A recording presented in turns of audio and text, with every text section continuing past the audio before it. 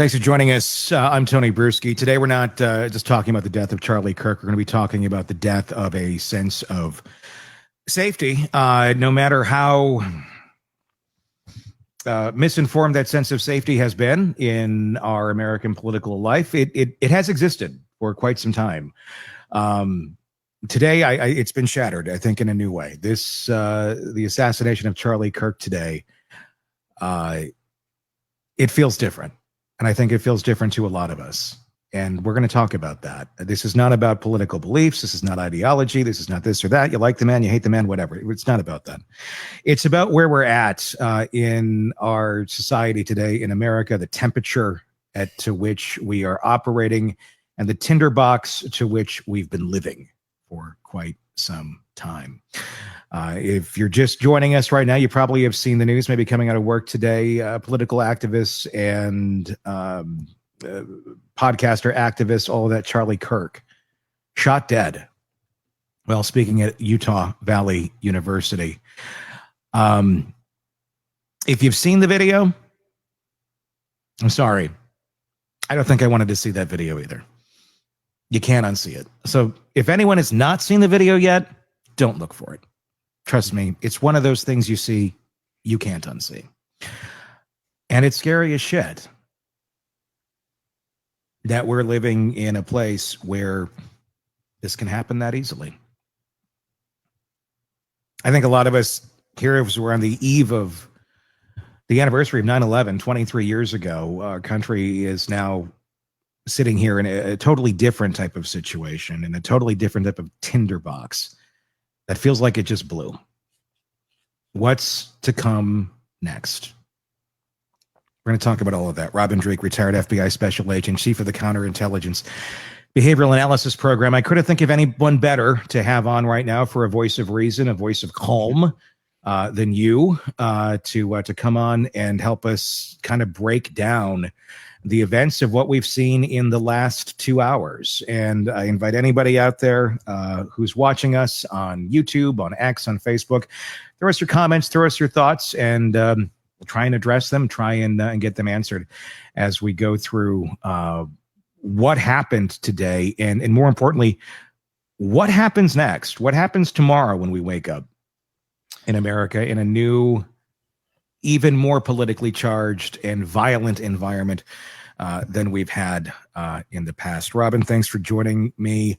I caught you. You were busy in meetings and such today, and I texted you this afternoon. Hey, we got to do something here? Yeah, absolutely. And when you saw the news and you started to get a chance to absorb it, just give me your reactions from your standpoint. I'm going to go the pragmatic way first, just because as soon as I see horrendous things happen, I just want more data. I want to get details of what transpired. And the first I'd heard was he was shot. And anytime you start dealing with assassinations, people keep wanting to jump to motives, and just like anything in life, and everyone's always jumping to the conclusions that it's politically based, but it's very rarely, believe it or not. And I'm going to give you stats later on if we want to. Yeah, let's talk about that, because that's a very interesting aspect to that, quite honestly. But continue on with your thoughts. I'm sorry, I didn't mean to interrupt. Yeah, so believe it or not, the first thing that went through my mind, because if anyone in the world, I don't care what side of politics you're on, is on TikTok, you're going to see Charlie Kirk. I've seen him so much on there, and you see his background, you know about his family, if you see him on TikTok at all. And the first thing that went through my mind is, oh my God, a 31-year-old little boy, because my kids are just under his age, was just killed, and his babies were denied their dad. Literally, that's the first thought that goes to my mind. And then I go into, all right, let's see and start collecting data on what happened. And then unfortunately, my next thought process on this is I'm not shocked, because, and you talked about the tinderbox being lit. Tony, I think it's been lit for a while. It has, but this is the first. I mean, look, we have seen political assassination attempts in recent years. Obviously, there was the attempt on Trump. Yep. There, Gabby Gifford. There's been several. Recently in Minnesota, there was some. What's sick about this is I don't remember all the names because there's so many of them. Isn't that crazy? where these things are taking place. This is not a this happens once in a. I mean, it used to be there's always been political assassinations throughout history. We've lived in times in our country where it's been even more volatile than it is right now, believe it or not, if you look at history.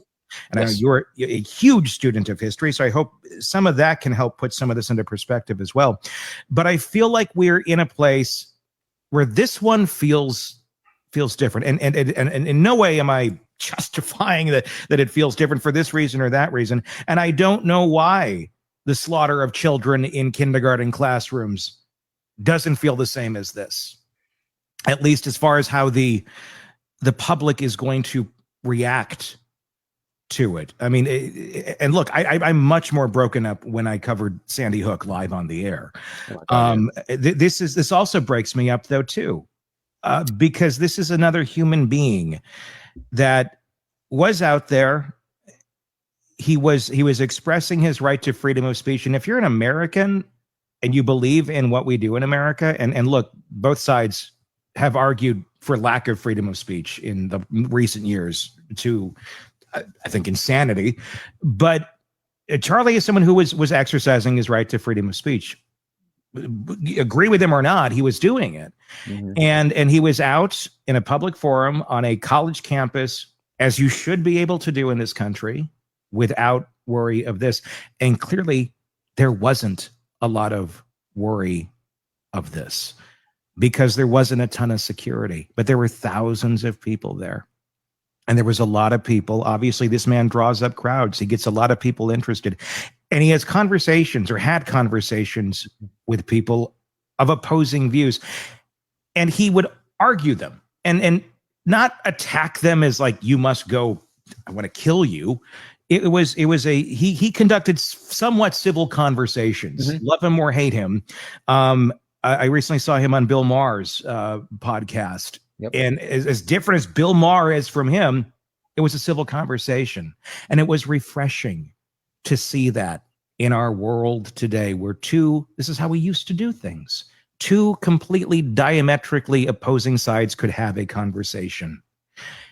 And it seemed like, for being on a one side of the aisle, he was doing that when a lot of people were not. But this is not to get into his politics or anything of that nature. It's the fact that we're living in a place where this is happened now. And he represents, like it or hate it, the views of a lot of Americans. And that being said, he represented that more than, I would say, probably most political figures out there today. Probably more than any congressperson, more than any senator. He was a voice for a lot of people.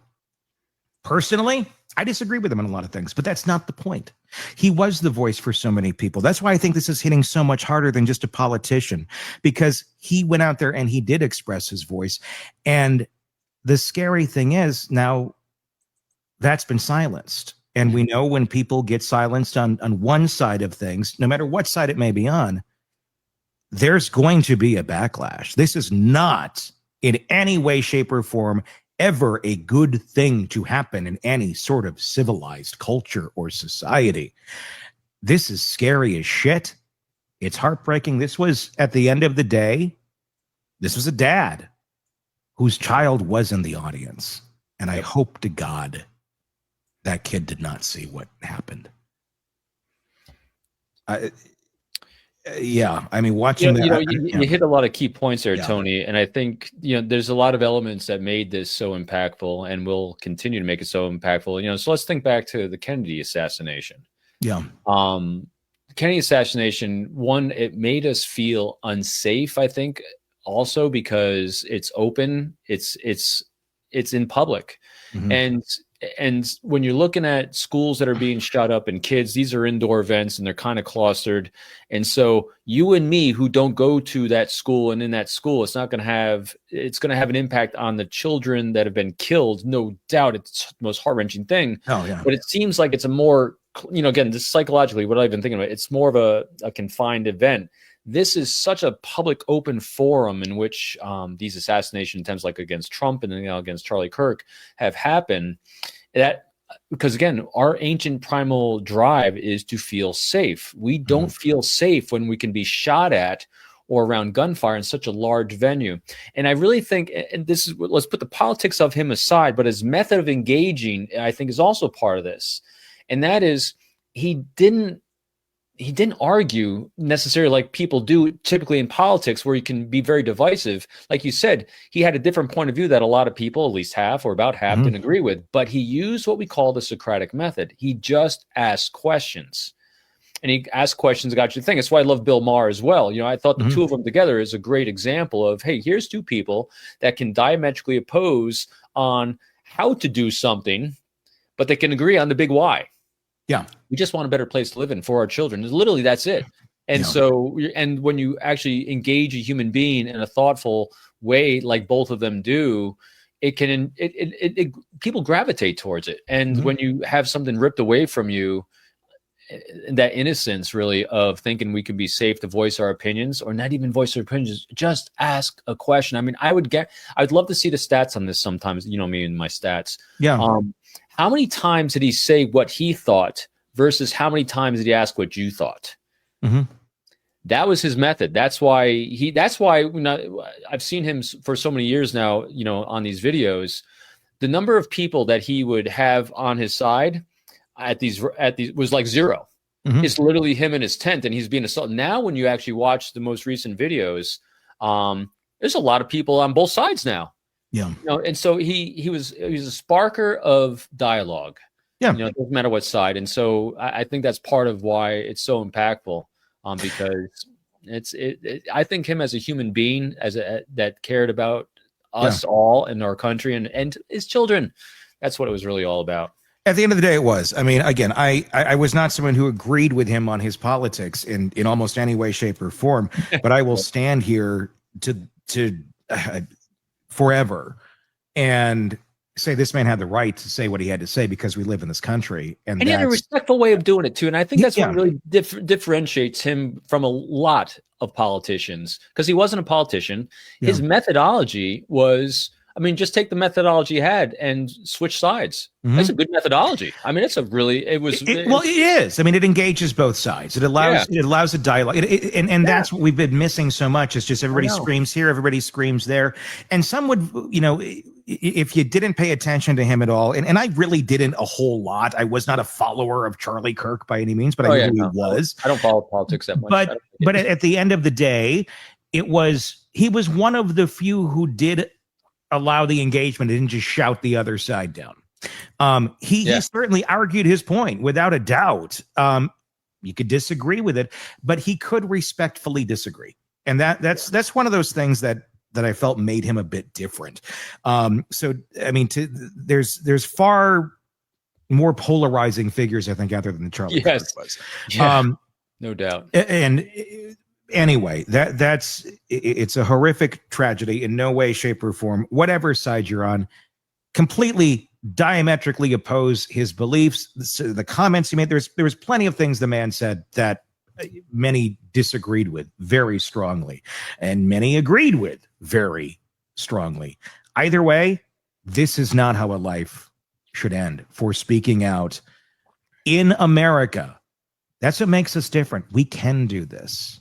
This is you can go back and forth, but we don't hear each other enough anymore. We don't take that time to dialogue back and forth and understand, where are you coming from? Where am I coming from? And at the end of the day, try to figure out, there is some common ground here. We're not all that extremely different. At the end of the day, this guy was a dad. He wanted the best for his kids by the ways that he viewed appropriate. And again, I'm not going to go into his commentary and shit, but this is not how we do things here.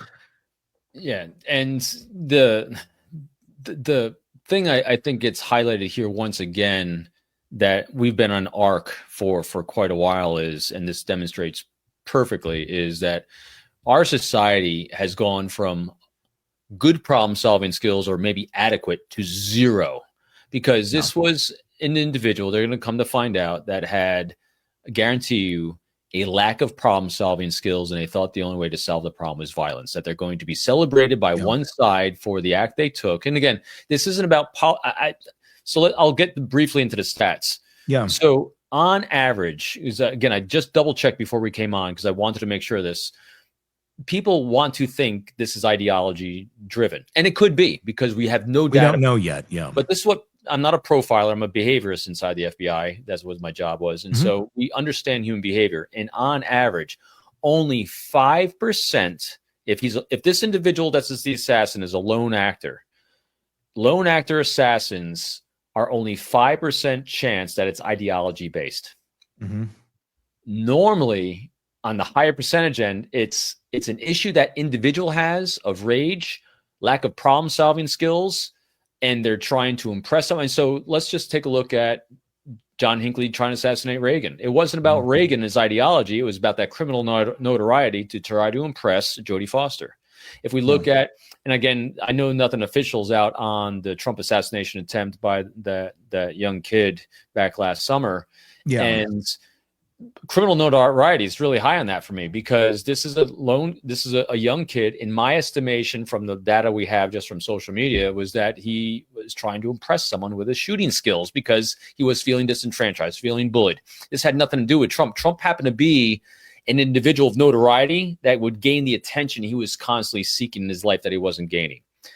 This could be, if we're looking at the law of averages, same thing. Charlie just happened to be person that he could have easy access to, because that goes into other things we'll talk about, that unless you have Secret Service level security and you lock that place down with metal detectors, this was a chance these things were going to happen. Which defeats the whole purpose of this sort of college atmosphere. Right. I know. It's crazy, isn't it? So, what do you do from there? And that's, I think, as a society, that's the greatest challenge we have to face is there's no magic switch on this one. They're really, I mean, my imagining of this, again, taking the pragmatic view is like, what next? What do you do next? Yeah. So you could shut it all down. So there's no more free speech whatsoever on college campuses, which, well, that's not a great answer. But then we have the pragmatic way we're looking at this. Well, it comes down to, I'm sorry to say it, it's going to come down to insurance companies being able to really being able to insure a speaker coming on campus. Yeah. So what's the insurance company going to want to mandate? Levels of security. Well, levels that are security that are beyond the capability of the college campuses do. So I would imagine college campuses are going to demand, if you want to speak on campus like Charlie Kirk, that you have to meet this level of security threshold to be able to do this in an outside public forum like this. Which at the end of the day, it'll just get, if somebody wants to go and speak, and there's nothing wrong with what he was doing, coming out and doing what he did and speaking and having a dialogue with people. They'll do it somewhere else.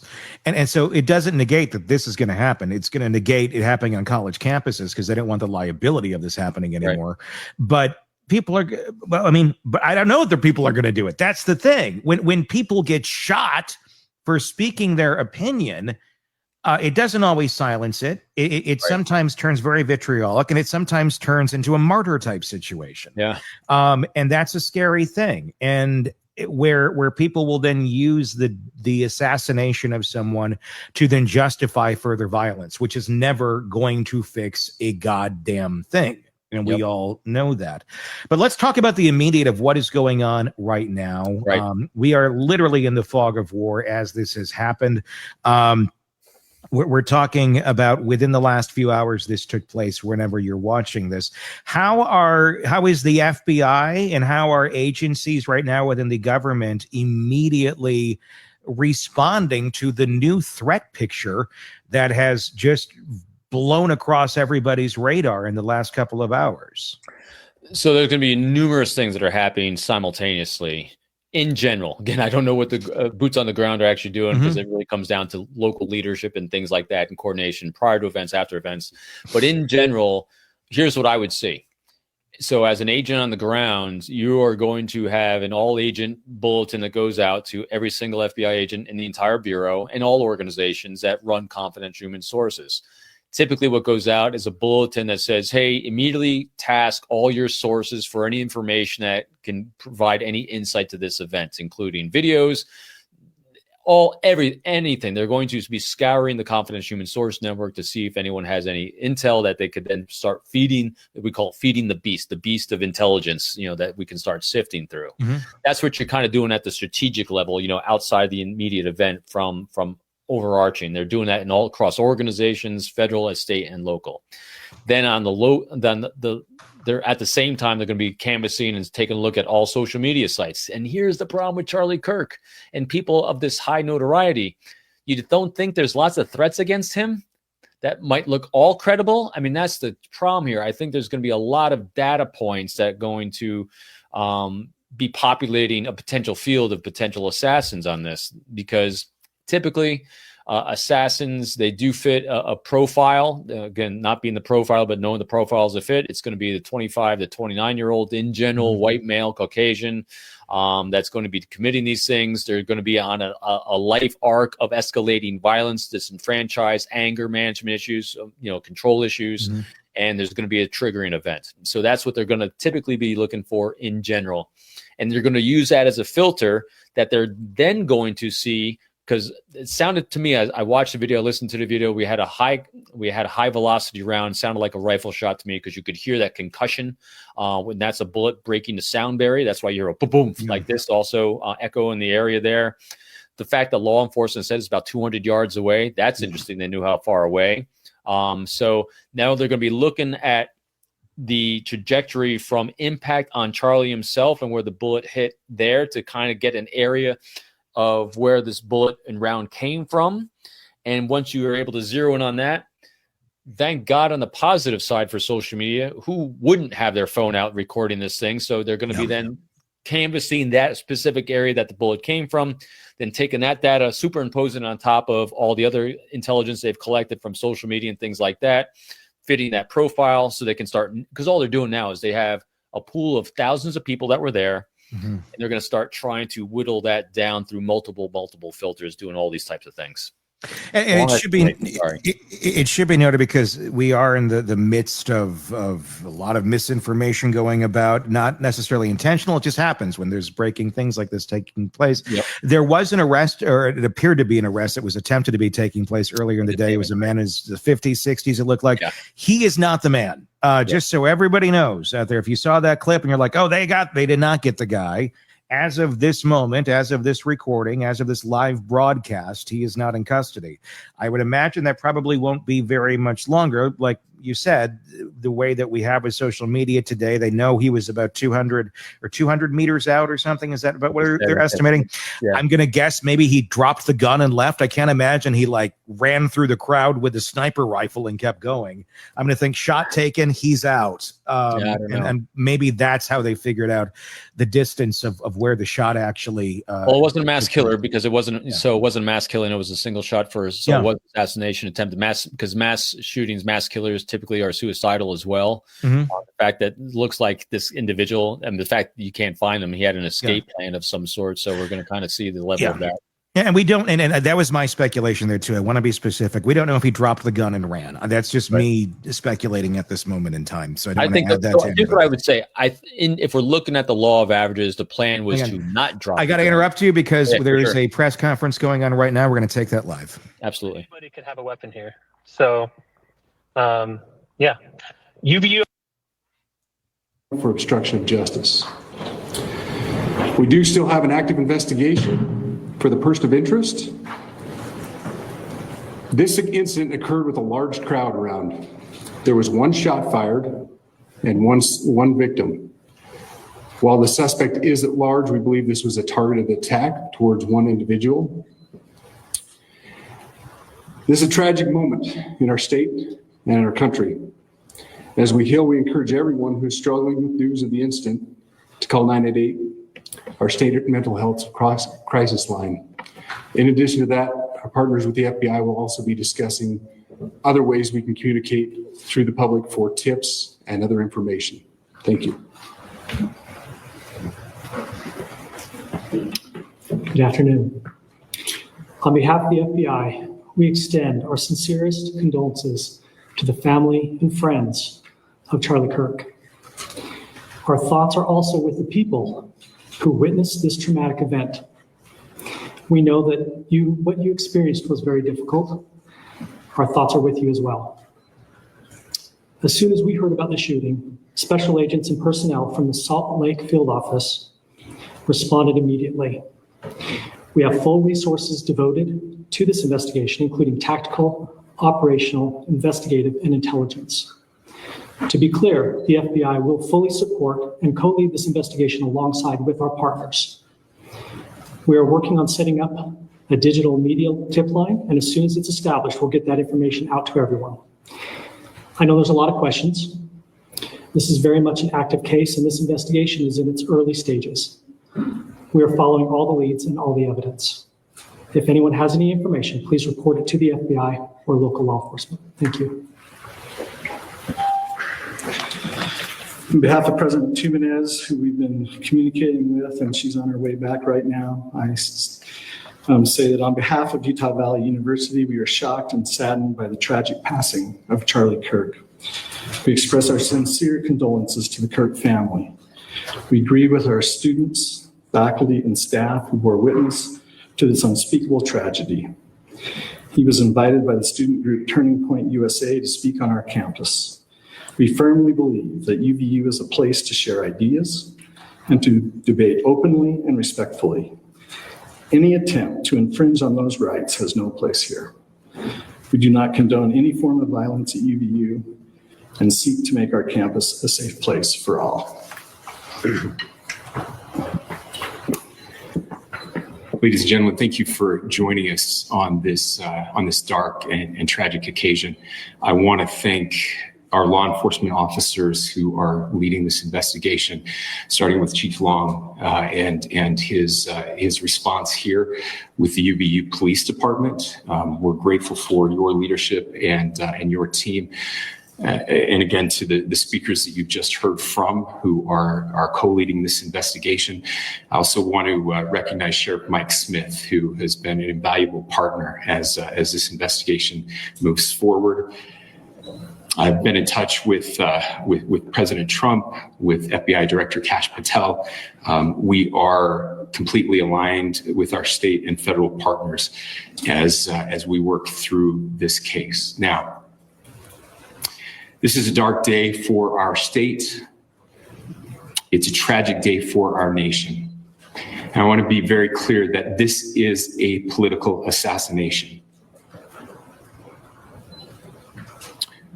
We are celebrating 250 years of the founding of this great nation. That founding document, the Declaration of Independence, that this great experiment on which we embarked together 250 years ago, that we are endowed by our Creator with certain unalienable rights. The first one of those is life. And today, a life was taken. Charlie Kirk was first and foremost a husband and a dad to two young children.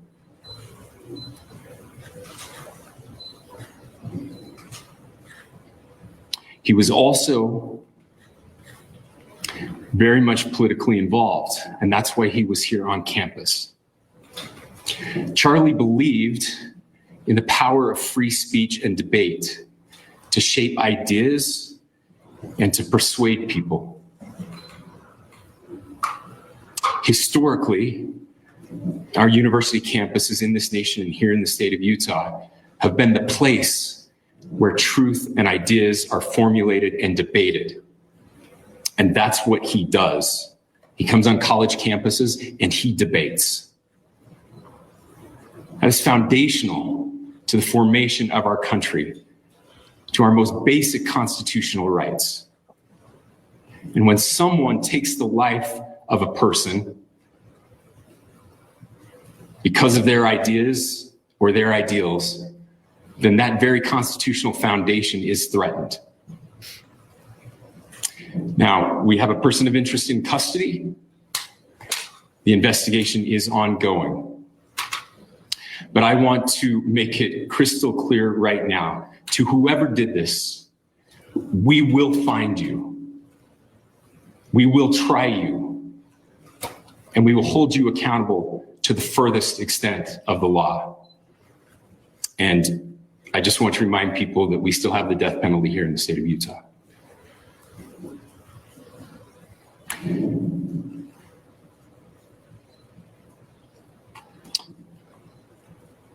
Our nation is broken. We've had political assassinations recently in Minnesota. We had an attempted assassination on the governor of Pennsylvania. And we had an attempted assassination on a presidential candidate and former president of the United States, and now current president of the United States. Nothing I say can unite us as a country. Nothing I can say right now can fix what is broken. Nothing I can say can bring back Charlie Kirk. Our hearts are broken. We mourn with his wife, his children, his family, his friends. We mourn as a nation. If anyone in the sound of my voice celebrated even a little bit at the news of this shooting, I would beg you to look in the mirror and to see if you can find a better angel in there somewhere. I don't care what his politics are. I care that he was an American. We desperately need our country. We desperately need leaders in our country. But more than the leaders, we just need every single person in this country to think about where we are and where we want to be. To ask ourselves, is this it? Is this what 250 years has wrought on us? I pray that that's not the case. I pray that those who hated what Charlie Kirk stood for will put down their social media and their pens and pray for his family, and that all of us will try to find a way to stop hating our fellow Americans. With that, we're happy to take a few questions. The FBI director is posting that a suspect is in custody. I would just like clarification. Do you or do you not have a suspected shooter in custody? We have a person of interest in custody that is being interviewed right now.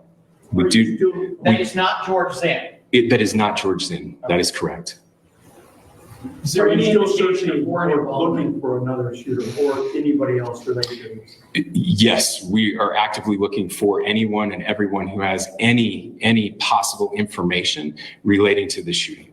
Can you tell us details about the suspect being taken into custody? Where, how long ago? We cannot at this point, but we will get you that information when we can. Is there believed to be a second individual involved in the shooting?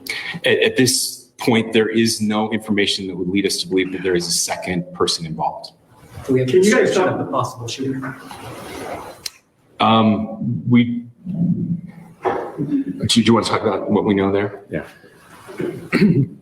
The only information we have on the suspect, the possible shooter, is taken from closed circuit TV here on campus. We do have that. We're analyzing it.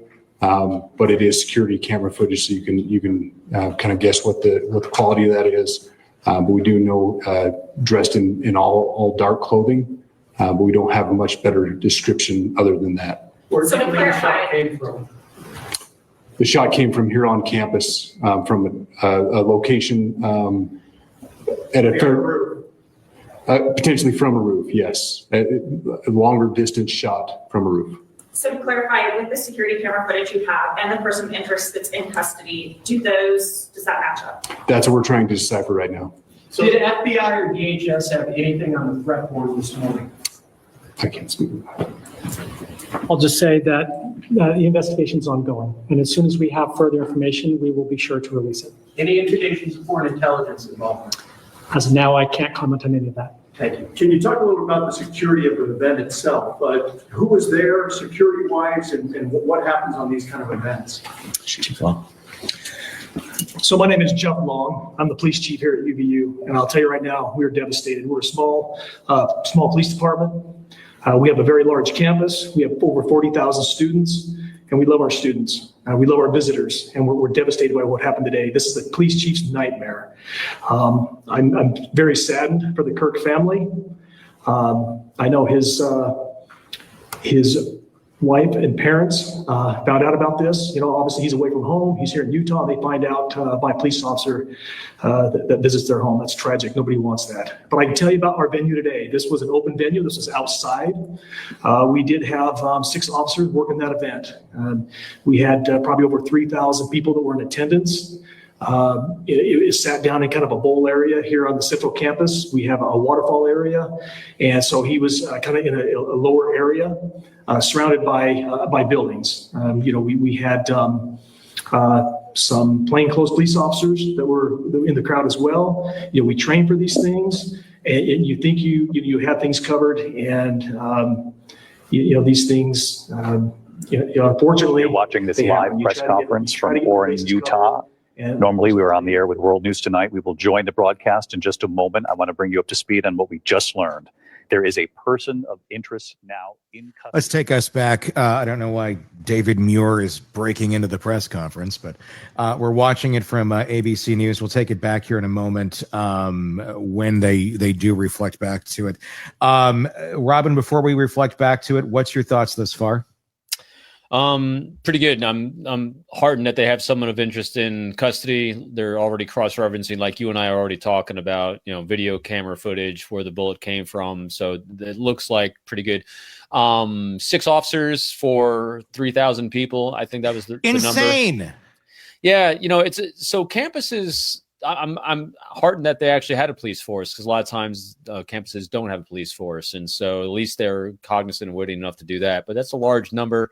Sounds like it's from the rooftop, which I can kind of project it was probably going to be a rooftop type of thing. I'm still getting a sense it's going to kind of fit what we've been talking about as a lone shooter, not necessarily politically motivated ideology wise, but just he's going to have a life arc of some serious issues, and they're using this as an excuse. Oh, there are going to be issues there no matter what. I'm going to be shocked if this person doesn't have some sort of political ideology, though. Although look, the Trump shooter didn't either. So yeah, that's what I mean. And neither did John Hinckley Jr. So, exactly. Yeah. You're exactly right. 9% do, which is mind blowing. I mean, just to anybody out there that is, because I think, and this is how we take all of our cases half the time. We're approaching things from those of us with a healthy mind, and we go, how on earth could someone do this? Of course, they'd have to be politically motivated to do something like this. And when they're not, we're like, what the hell? They're broken. They're broken. They're broken. They're self-centered, narcissist, wound-collecting victims, and they're using this as the reason why that the age of roughly mid to late 20s is the age that this typically happens at if you're going to have a shooter. Again, on average, not all, is because this is the age where someone says to themselves, "Is this all I am? I'm not doing more with my life. I suck. No one likes me." I mean, so it's that self-loathing starts capitalizing on all these other negative thoughts in their minds, and they say, Ryan Koberger. I need to do something to become notable, and this is what they're going to use. We still obviously, that's speculation as of this point right now, but we don't know all of the details, and we will hopefully come. What do you feel when they say that it's a person of interest in custody, not a suspect, but a person of interest versus a suspect? What does that mean to you as retired FBI?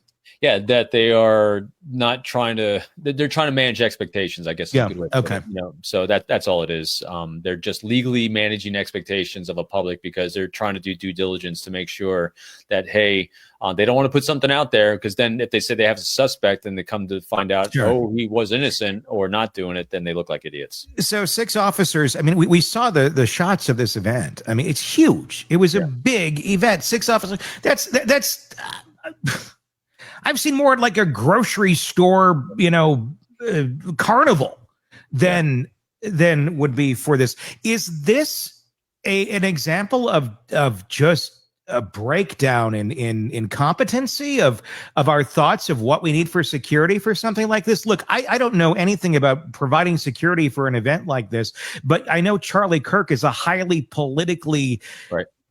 There's a lot of energy behind this figure, controversy behind this political figure, who would probably have a lot of people that don't like him, that would, if they're not healthy individuals, may not want him around on this planet anymore. And clearly somebody got to him. That we don't know the reasoning yet, but is it just completely asinine and incompetence at the end of the day that you have 6 officers for an event like this?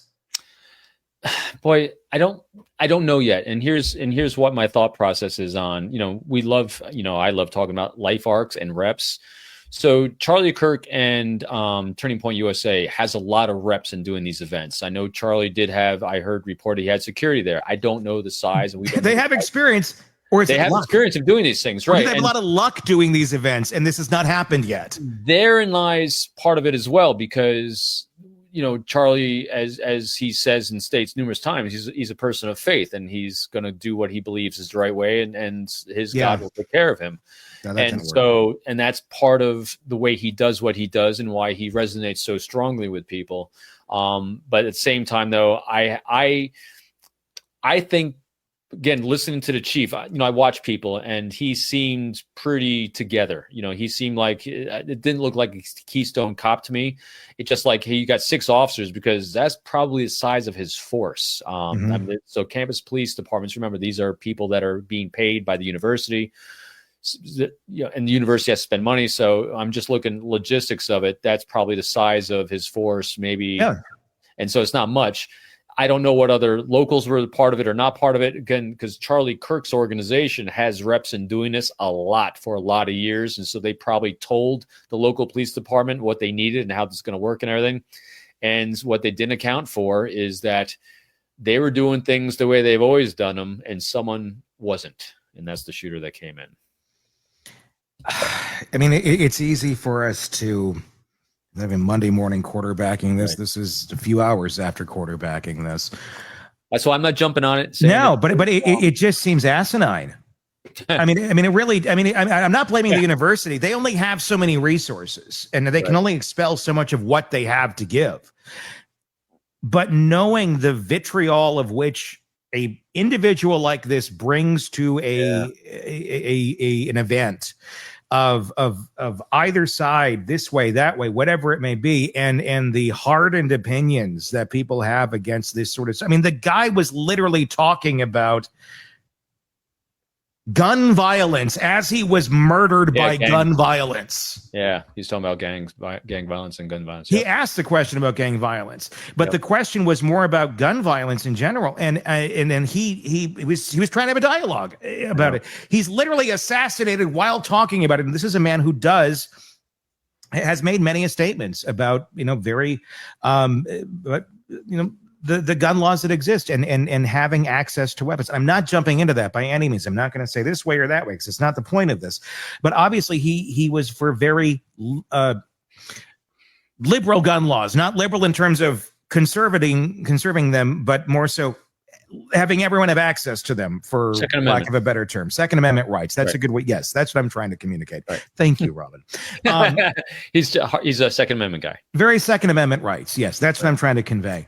Yep. And it's, I don't know. To me, it's shocking to think that, was this a complete failure on the part of his security team to think that this is not a realistic possibility here? You're going into a center of a campus with like tall buildings all around you, and you're expressing your message the way that you are, to think that you're, I don't know. So here's what I think, Tony. Having seen these for so long now in him and listening to police chief, I don't think there's a failure in anyone's on this one.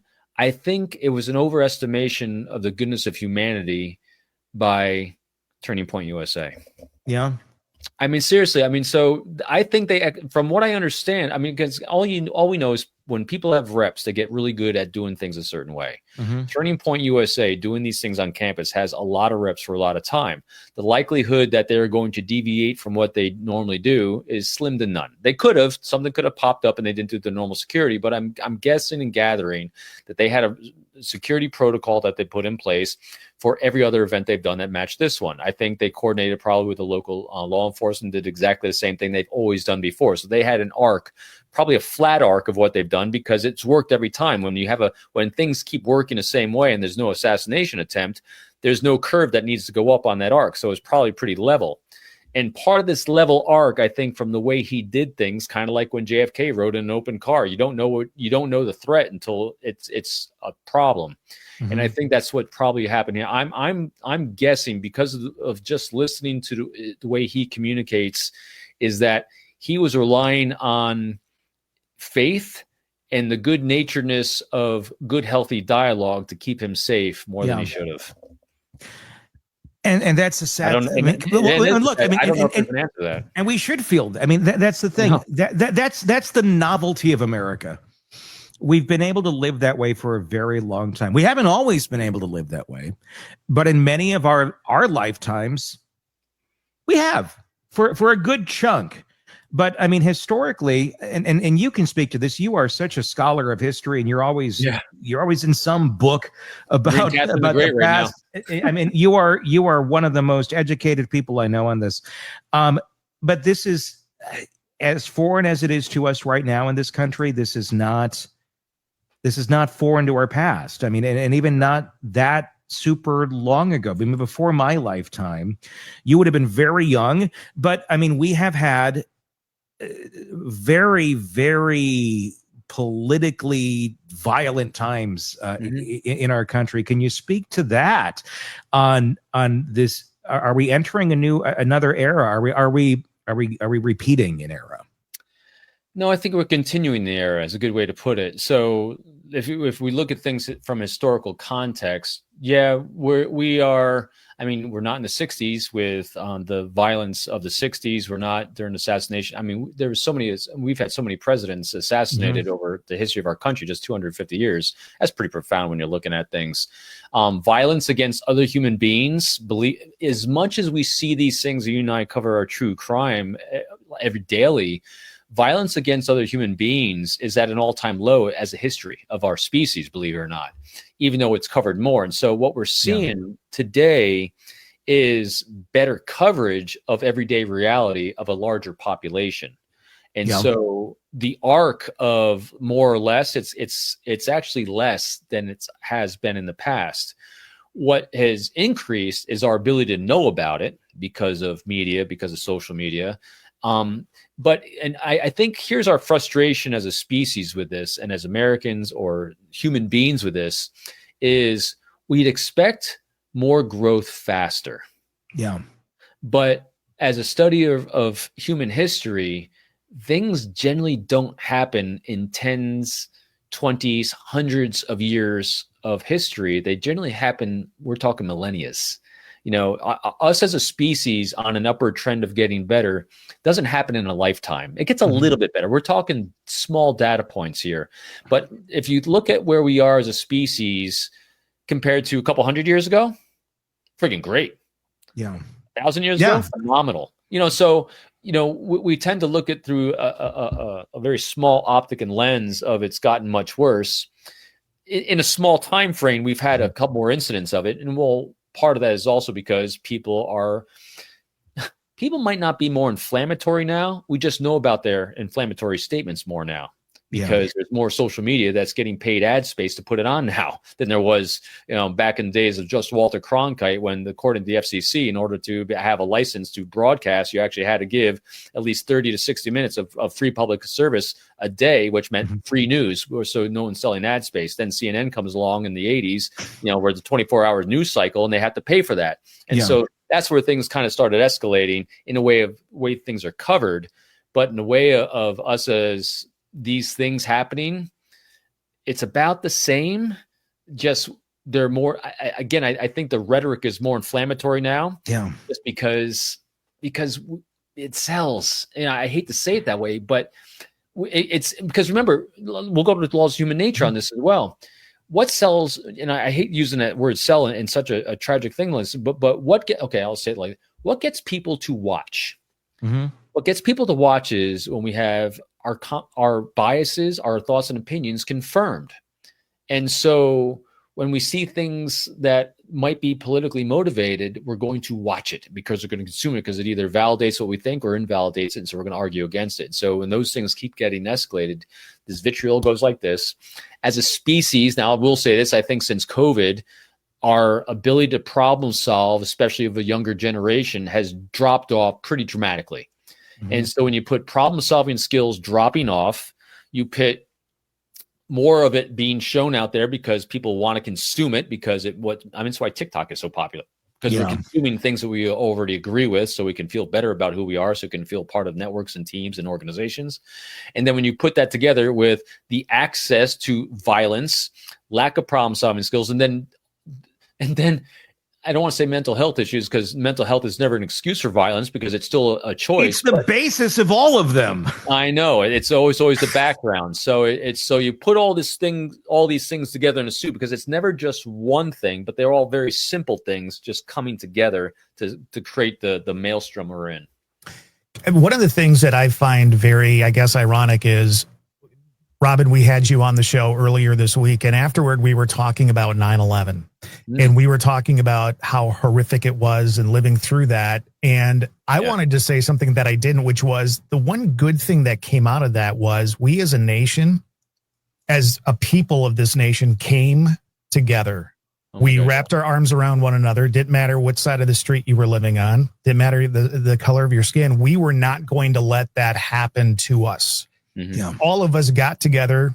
We did good things. We raised money. We sent water. We did everything we could in the smallest towns in America to make a difference for those who were affected at the Pentagon, in New York, all of that.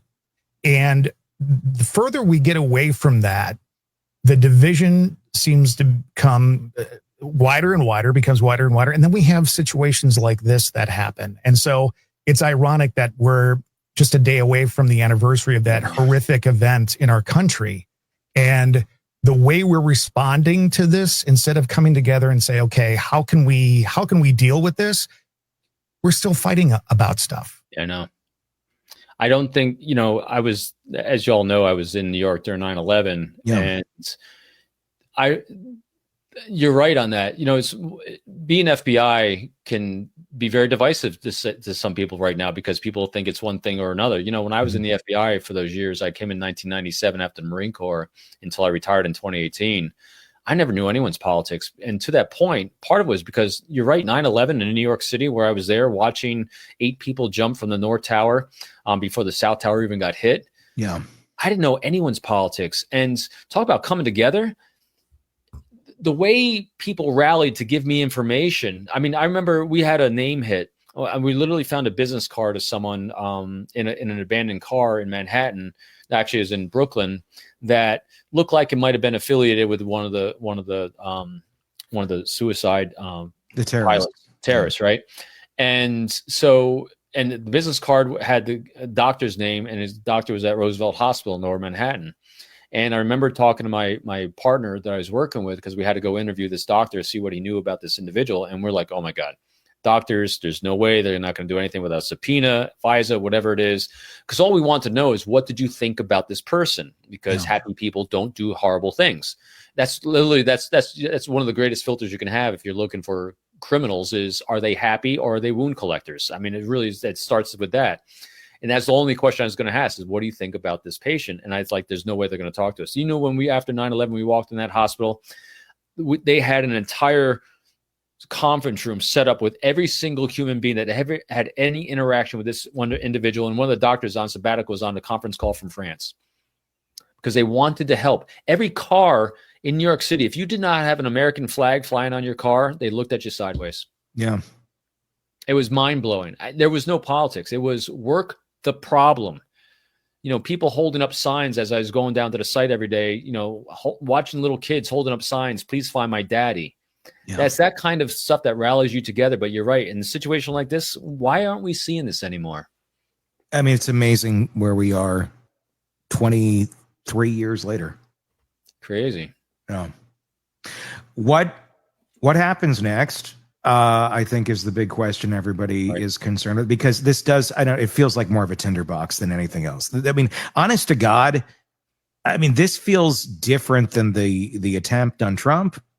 This feels different than any one that's recently happened. And I think, Tony's because, again, the politics aside, Charlie Kirk's methodology for engaging was different than everyone else's. He was a different type of person when he was engaging people, because he wasn't calling people names. He wasn't tweeting about, horrendous things on Twitter. I mean, his views may have diametrically opposed you, but he wasn't like, you're an effing horrible human being and this and that and all that. Yeah. A good way to put it, the way he engaged it was as a 32-year-old, a 31-year-old dad who cared about his two kids and his wife, who cared about talking to youth of America to get them to think. That remember, if you actually, I haven't done the deep dive, I haven't been to any sites on Turning Point USA, but I know his methodology was to get people to think. That's all it was about, which is different than everyone else.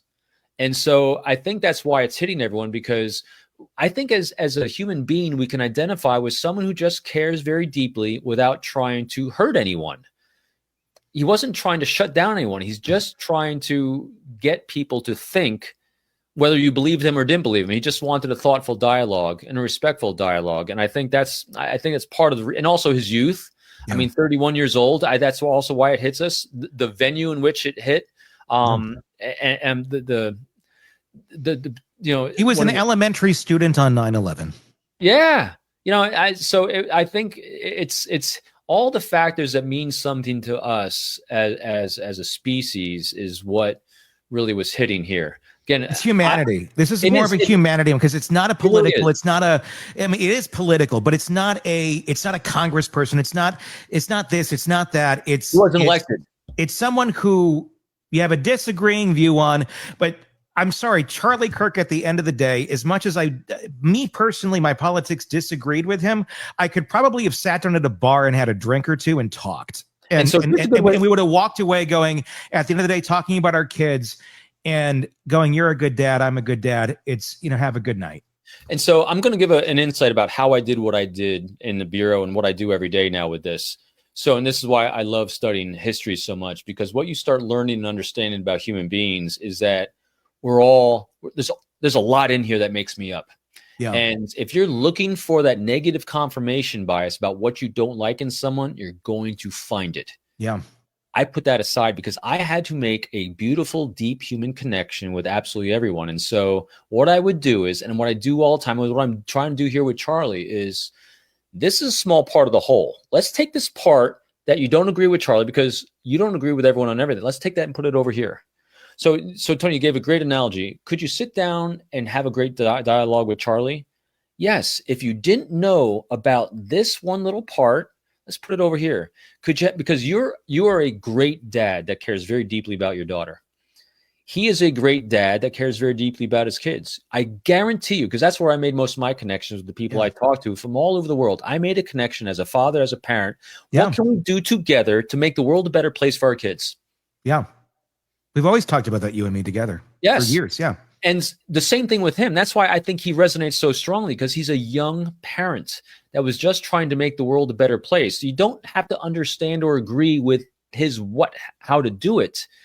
But the fact that we all care about the same thing without being insulting. Well, people can take it insulting because that's context. But again, that was not the intent, because a lot of our elected officials will do things just to get you. He didn't have to worry about the next election. All he was doing was just worrying about trying to make the place where he lives for his family a better place. And so I think that's why it also hits us a little bit differently, because he wasn't a politician. Anyway, just my rhetoric about how we make connection with the human beings is just, hey, if you don't like something, good. Just don't pay attention to that. You'll always find what you're looking for. That's why when people are always trying to say, hey, I'm a human truth detector. No, if you're looking for false statements, you're always going to find false statements. Why don't you start looking for truth statements? You'll find those too. What happens next? What happens tomorrow with events like this? My God, all the events that politicians hold, I feel like everyone's a sitting duck right now for any loose cannon that's out there. I feel like they just had their fuses lit and they're ready to go. Yeah, I call these moments, let's take the big pause. Let's do the best we can, because when we are emotionally hijacked, all of us, this is a very emotional moment for everyone, is let's take a pause, no decisions during this, no emergency takeoffs, as I say. Yes. Let's move forward with, all right, take a step back. Let's see exactly what happened, exactly who this person is. Let's get some data in and see what we're going to do to move forward and make it safer, make it better, and do the most important thing that we all do is how do we inspire people to feel safe, to do important things. And one of the most important things we do is we share information, we share ideas to make the world a better place for those that we're leaving behind, most notably our children. Exactly. This isn't about liking or disliking Charlie Kirk. It's about what his killing means for every public figure, every student, every person who wants to speak out and speak their opinion in America. To make it a better place. Yeah. If violence becomes the price of free expression, the cost is too high. We're going to keep following this, and we're going to keep asking the questions. Robin's going to keep joining us to discuss all of this and all the stuff we cover here. Thank you for joining us this afternoon in a very shitty event and short notice, but my God, I so value your opinion, and personally and professionally. And I thank you for coming on today and sharing this, because I think a lot of people needed to hear what you have to say. You're always such a voice of reason, Robin. Thank you so much for coming on this afternoon and sharing those thoughts with us. Always, Tony. That's going to wrap up our coverage for this afternoon. Tomorrow morning, 10 a.m., we'll pick it back up. I don't know if we're going to be diving more into this or what exactly it will be at that moment. I'm sure there will be more of this going on. But we'll be covering it for you right here. Be sure to press subscribe so you don't miss that. For all of us here at the Hidden Killers podcast, I'm Tony Bruschi. We'll talk again real soon. Want more on this case and others? Then press subscribe now and don't miss a moment of true crime coverage from Tony Bruschi and the Hidden Killers podcast.